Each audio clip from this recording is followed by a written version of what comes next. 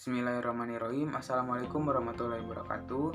Perkenalkan, nama saya Bubi Solihin dengan nomor induk mahasiswa 12030303034 dari jurusan Hukum Tata Negara Siasah A semester 3. Di sini saya akan sedikit membahas kembali pertemuan mata kuliah Hukum Tata Negara dari pertemuan 9 sampai dengan pertemuan terakhir. Pada pertemuan 9 membahas tentang sejarah konstitusi.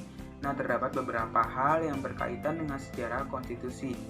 Di antaranya yang pertama ada sejarah konstitusi yang berada di Yunani. Ini menjadi salah satu pokok pangkal pemikiran dalam aspek apapun karena Yunani tidak terlepas dari konstitusi. Nah, konstitusi ini lahir walaupun kelahirannya tidak secara tegas, akan tetapi hal ini menunjukkan bahwa adanya kesadaran masyarakat di konstitusi yang berlaku pada masa itu, seperti pada masa Sokrates dan juga Plato. Kemudian ada perkembangan konstitusi, terbagi menjadi dua aliran. Yang pertama, rule of the law atau disebut juga dengan Anglo-Saxon, yang mana merupakan aliran yang memahami bahwa hukum dasar tidak mesti dan selalu tertulis.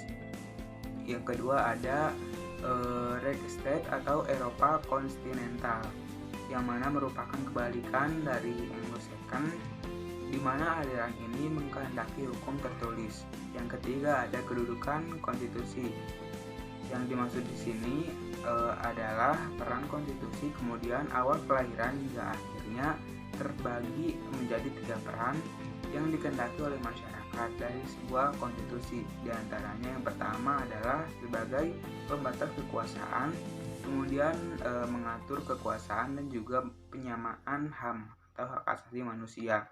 Yang keempat ada documentary constitution, yang diantaranya ada berisi Piagam Madinah, Konstitusi Amerika Serikat, Prancis, Spanyol, Norwegia, kemudian ada Undang-Undang Dasar Belanda dan lain sebagainya.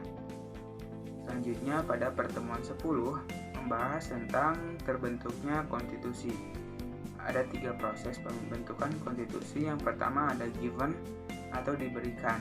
Yang kedua ada on purpose, yang mana merupakan konstitusi dibuat dan juga dibentuk oleh masyarakat negara dan pejabat negara atas dasar kesadaran masing-masing. Kemudian ada revolution, yang mana merupakan proses pembentukan konstitusi yang dilakukan atas dasar perlawanan ataupun upaya-upaya fundamental dan menyeluruh yang menyebabkan kekacauan ataupun anarki, sehingga menyebabkan ketidakstabilan pada suatu negara tertentu. Selanjutnya ada stat fundamental norm, yang mana menurut Nawaski adalah landasan umum dari suatu tatanan hukum undang-undang dasar. Pertama ada Hans Nawaski, yang berisikan yang pertama norma fundamental negara, kemudian aturan dasar negara dan undang-undang informal dan juga peraturan pelaksanaannya.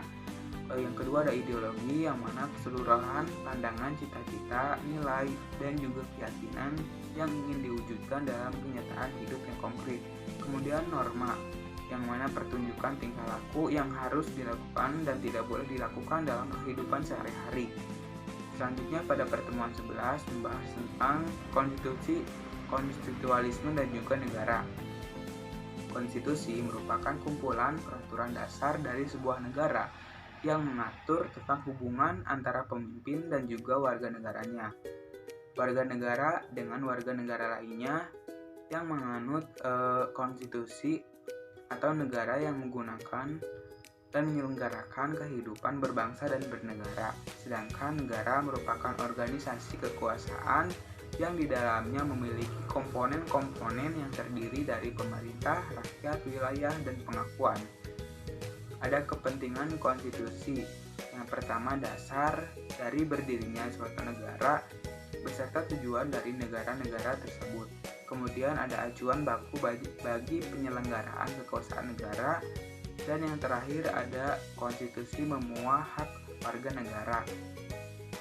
Selanjutnya konstitualisme menurut beberapa ahli. Yang pertama seperti Ramlan Subakti, ia mengemukakan bahwa Konstitusionalisme menganut pengendali atas kekuasaan suatu negara. Selanjutnya, menurut C.V. Strong, yang mana kumpulan prinsip-prinsip yang mengatur kekuasaan pemerintahan, hak-hak rakyat, dan hubungan antara keduanya. Selanjutnya, menurut Jim Lee, yang mana semua konstitusi selalu menjadikan kekuasaan sebagai pusat perhatian, karena kekuasaan itu sendiri intinya memang perlu diatur dan dibatasi sebagaimana mestinya. Pada pertemuan 12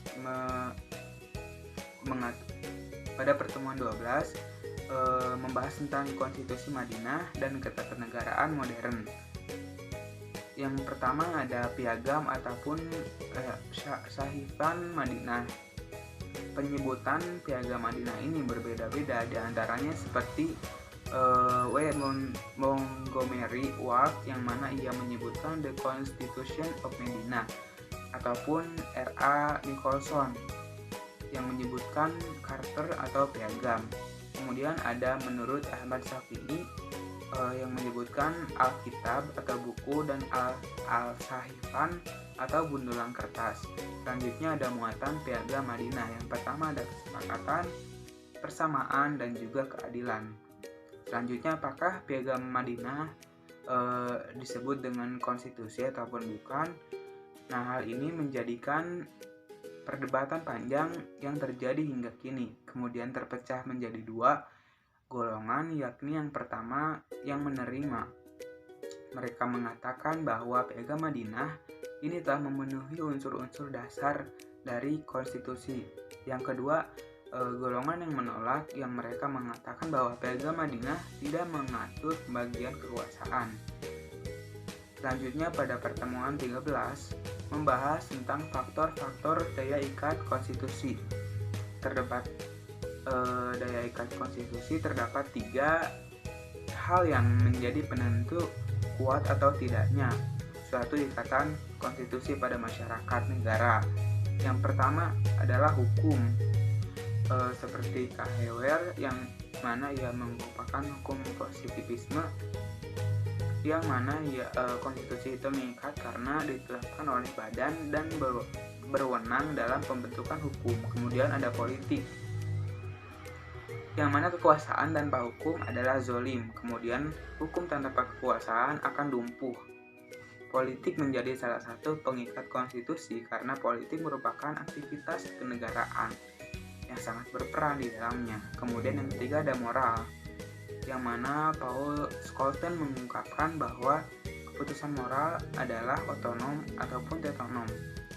Selanjutnya pada pertemuan 14 membahas tentang sejarah ketatanegaraan Indonesia pra dan pasca kemerdekaan.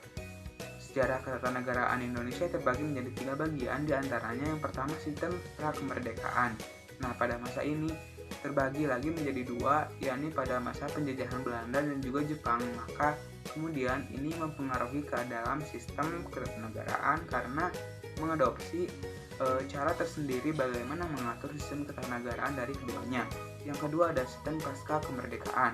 Pada pasca ini Indonesia mengalami 5 dekade. Yang pertama UUD 1945, kedua RIS 1949, kemudian UUDS 1959, Orde Lama, dan juga Orde Baru.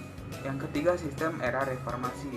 Di dalamnya ada masa penjajahan Belanda. Nah, pada masa ini Indonesia dianggap sebagai Hindia Belanda ataupun kerajaan Belanda.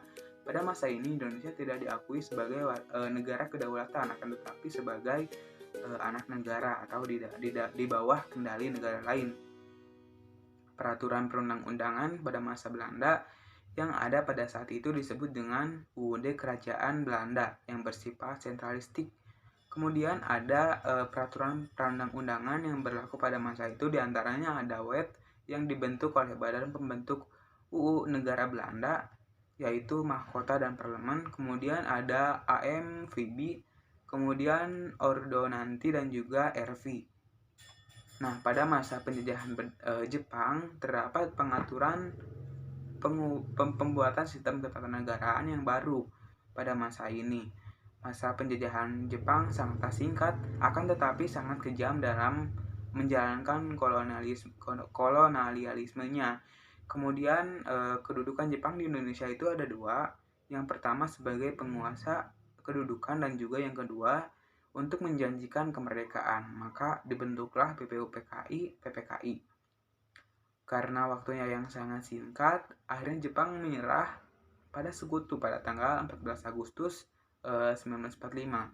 Kemudian penjajahan Jepang pada Perang Dunia Kedua berkedudukan sebagai penguasa penduduk.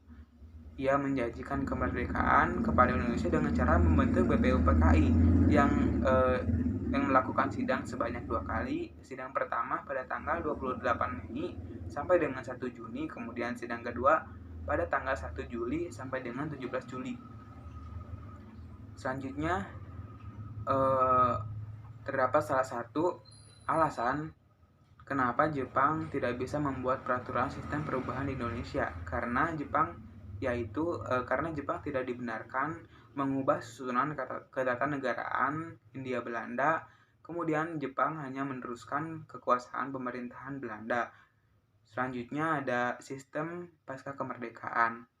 Nah, pada masa pemberlakuan Undang-Undang 1945 yang terjadi pada tanggal 18 Agustus, Ir Soekarno dan Hatta, terdapat 3 unsur proklamasi. Yang pertama, kedaulatan penuh yang mengatur sistem tata negara itu sendiri. Kemudian ada pemindahan kekuasaan yang diselenggarakan dalam waktu yang singkat dan juga pemberitahuan kepada seluruh rakyat internasional. Selanjutnya, norma pertama dari hukum Indonesia atau hukum negara Indonesia adalah proklamasi yang menetapkan satu, penetapan UUD NKRI. Yang kedua, penetapan Soekarno dan Hatta. Ketiga, pembentukan departemen dan presiden. Kemudian pengangkatan anggota KNIP dan juga pembentukan provinsi oleh PPKI.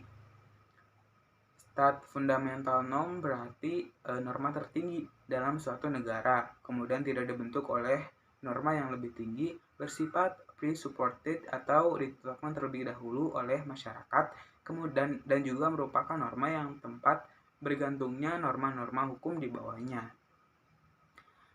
Kemudian ada Orde Lama yang ditandai dengan terbitnya Doktrin Presiden pada tanggal 5 Juli 1990 yang berisi pengembalian UUD, dibubarkannya kolonialisme, pembentukannya MPRS dan juga DPAS. Nah, pada masa ini banyak sekali penyimpangan yang berlaku. Selanjutnya ada Orde Baru yang dimana ditandai dengan kerusuhan yang terjadi, diantaranya seperti diawali dengan Super Semar, yang mana ini adalah tindakan pemerintah untuk menangkal gerakan G30 SPKI. Kemudian ada Orba bertekad untuk menjalankan UUD dan Pancasila secara murni. Kemudian pemilu diadakan 5 tahun sekali namun tidak secara demokratis, dan juga pembangunan ekonomi terlaksana tapi tidak berbasis ekonomi kerakyatan. Selanjutnya pada era reformasi.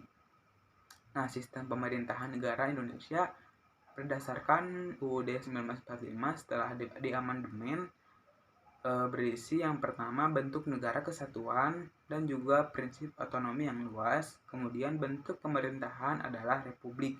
MPR bukan lembaga tertinggi lagi. Kemudian presiden adalah kepala negara sekaligus kepala pemerintah.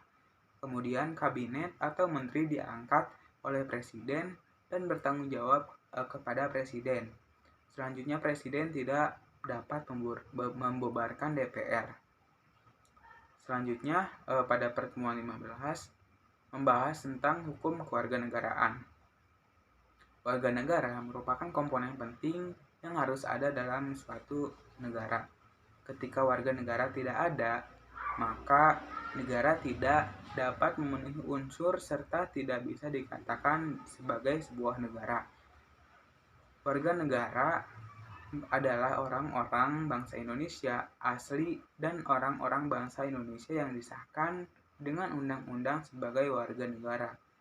Kemudian ada juga WNI atau warga negara Indonesia, adalah orang yang asli sebagai bangsa Indonesia ataupun bangsa lain yang disahkan sesuai dengan peraturan perundang-undangan yang berlaku sebagai warga negara.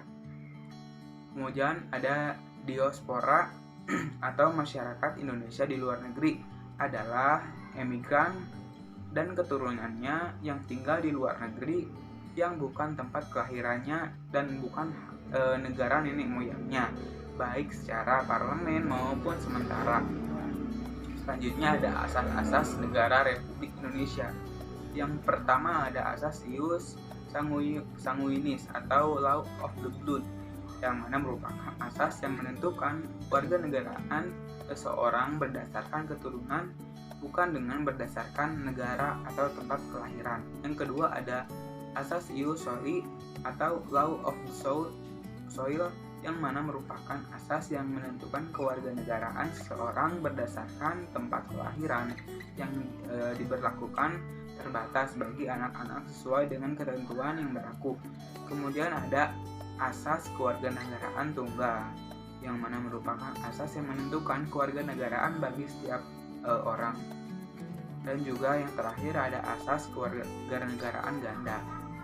Selanjutnya ada dui kenegaraan. Yang pertama dui kenegaraan terbatas, kemudian ada dui kenegaraan penuh, dan yang terakhir ada dui kenegaraan bersyarat. Selanjutnya karakteristik beberapa negara dalam hukum ketatanegaraan, seperti ada Sri Lanka yang mana mereka izin dan syarat dikaitkan dengan pendidikan dan kemampuan ekonomi. Kemudian Belanda yang mana adopsi sistem dui kenegaraan terbatas. Jerman yang mana penetapan dui kenegaraan terbatas dengan izin tertulis, dan juga Vietnam dengan penerapan single nasionalisme kecuali ditetapkan oleh undang-undang. Mungkin sekian dari saya, mohon maaf bila mana terdapat kesalahan dalam penyampaian kata. Terima kasih. Wabillahi taufiq wal hidayah. Wassalamualaikum warahmatullahi wabarakatuh.